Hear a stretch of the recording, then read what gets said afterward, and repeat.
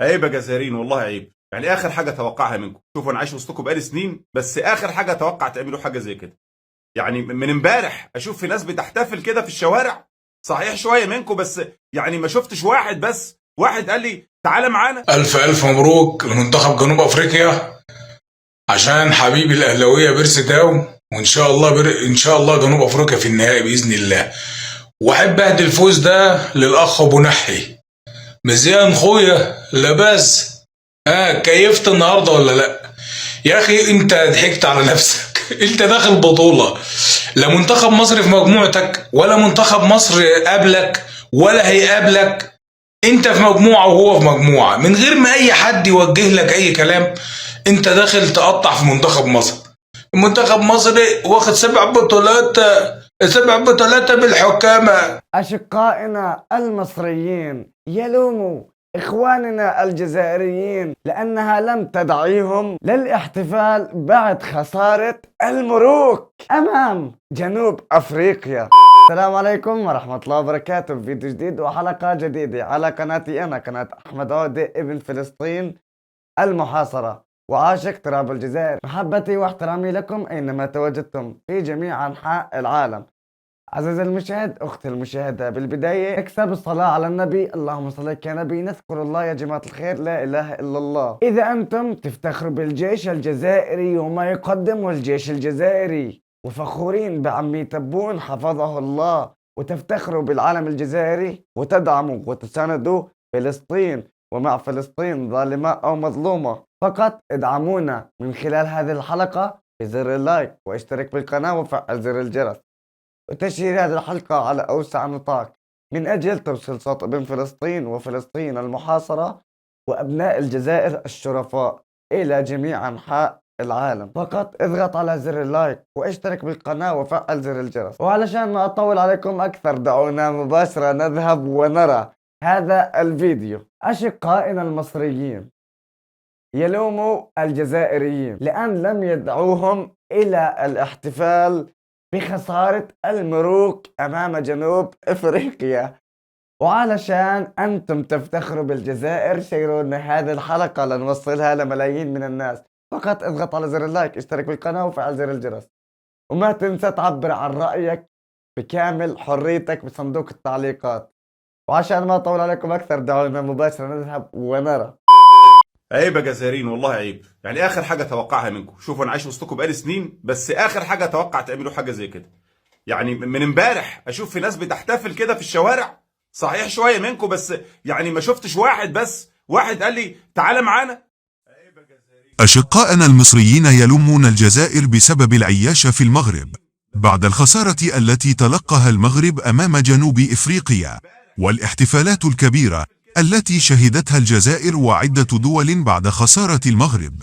مواطن مصري يلوم الجزائريين لأنهم احتفلوا لوحدهم ولم يدعوه للاحتفال. عيب يا جزائريين، والله عيب. يعني اخر حاجه اتوقعها منكم، شوفوا انا عايش وسطكم بقالي سنين، بس اخر حاجه اتوقع تعملوا حاجه زي كده. يعني من امبارح اشوف في ناس بتحتفل كده في الشوارع. صحيح شويه منكم، بس يعني ما شفتش واحد، بس واحد قال لي تعالى معانا. خدوني معاكم ولا عشان براني يعني؟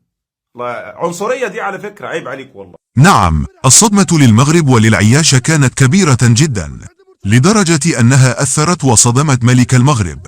بكاء وحسرة الجماهير المغربية عند توديع المنتخب المغربي لكأس إفريقيا بعد الهزيمة المدوية أمام جنوب إفريقيا. ديما احنا نبقاو نحلموا، ديما احنا علاش احنا ما يكونش عندنا منتخب قوي رجال. احنا يجيبونا ولاد البطوله، يجيبونا ولاد البطوله، اسقاطنا يجيبونا ولاد البطوله، يشدونا بالراسه ومن الوداد. ديما احنا ديما لا حارس ولا حارس والو، الحارس والو. فينا بونو، فينا بونو، فينا كبونو حنايا. اسمحوا لي سي قلاف، والله غير قلاف والله. لحقت وين يخرجوا يديفيليو يا عجبة الله. نشوف لي فيديو نوض الصباح هكذايا، نحل فيسبوك وانستغرام نشوف لي فيديو تجيريين يديفيليو. ديفيليو وما تعيطوليش. قال الاسلام روح ديفيلي معانا، روح تفرح. ديفيلي وما تعيطوليش.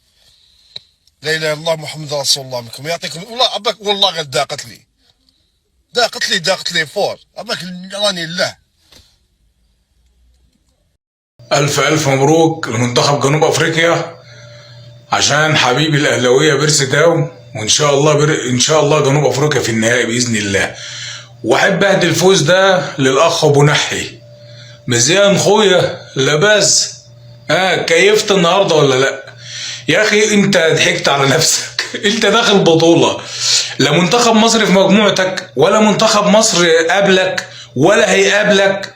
انت في مجموعة وهو في مجموعة، من غير ما اي حد يوجه لك اي كلام انت داخل تقطع في منتخب مصر. المنتخب مصر واخد 7 بطولات بالحكامة. انت ما خدتش النهاردة ليه بالحكام؟ النهاردة 7 بطولات بتضييع الوقت. يا اخي ده الحكم اول مرة اشوف حكم عربي في حياتي البشرية كلها في مباراة طرفها فريق عربي.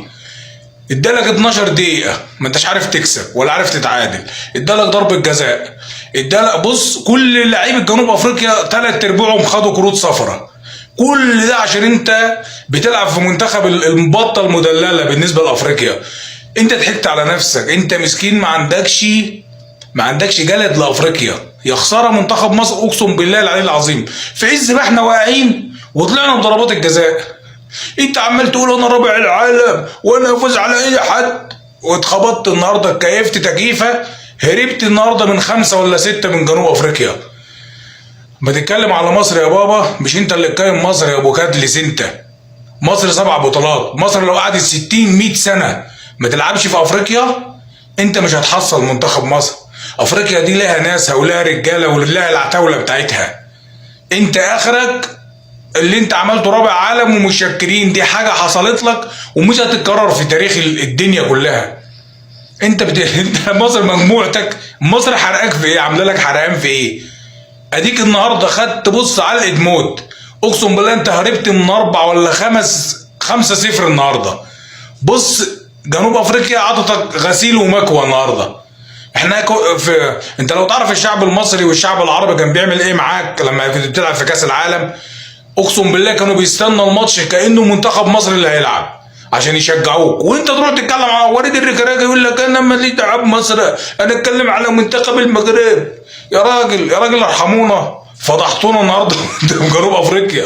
انت قابلت مين اصلا في البطوله؟ يعني انت ايه الاحتكاك اللي انت عملته في البطوله؟ قابلت مين؟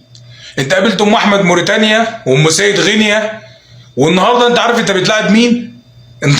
انت النهارده بتلاعب جنوب افريقيا، انت بتلاعب النهارده صن داونز اللي هو الاهلي بيفوز عليه رايح جاي. اوعى تتكلم على مصر تاني. مصر دي انت لو قعدت 1,000,000 سنه عشان تحصل منتخب مصر، لو منتخب مصر حتى مش موجود انت مش هتحصل منتخب مصر. انت اخرك المركز الرابع اللي عملته في كاس العالم ده بدعاء الوالدين ودعاء العرب والمسلمين وتمام، حاجه مش هتتكرر تاني. شفت الفضيحه بتاعتك النهارده؟ شفت فضيحتك، وبرضه ما عدتش دور ال 16. يعني برضه ما عدتش دور ال 16 وفضيحه، واحنا هنفوز على اي حد واحنا ربع العالم واحنا منتخب ايه يا راجل؟ سلام يا حاج، قول الحق، اتكيفت ولا لا؟ مزيان خويا؟ ماركو فيك 2 دوز اليوم خويا. يلا بالهنا والشفا. مثل ما رأينا عزيزي المشاهد، أختي المشاهدة، افتخر بأنك جزائري، افتخر بعالمك ورئيسك وجيشك، وادعمنا من خلال هذه الحلقة بزر اللايك، اشترك بالقناة وفعل زر الجرس، وما تنسى تشيرها وتعلق بكامل حريتك في صندوق التعليقات. فلتحيا الجزائر بشعبها ورئيسها وجيشها. تحيا الجزائر وعاشت فلسطين حرة عربية. في نهاية الحلقة بحب أتشكركم على المشاهدة. كان معكم أخوكم أحمد عودة ابن فلسطين المحاصرة وعاشق تراب الجزائر. يعطيكم ألف عافية أصدقائي، واستنونا في فيديو وحلقة جديدة.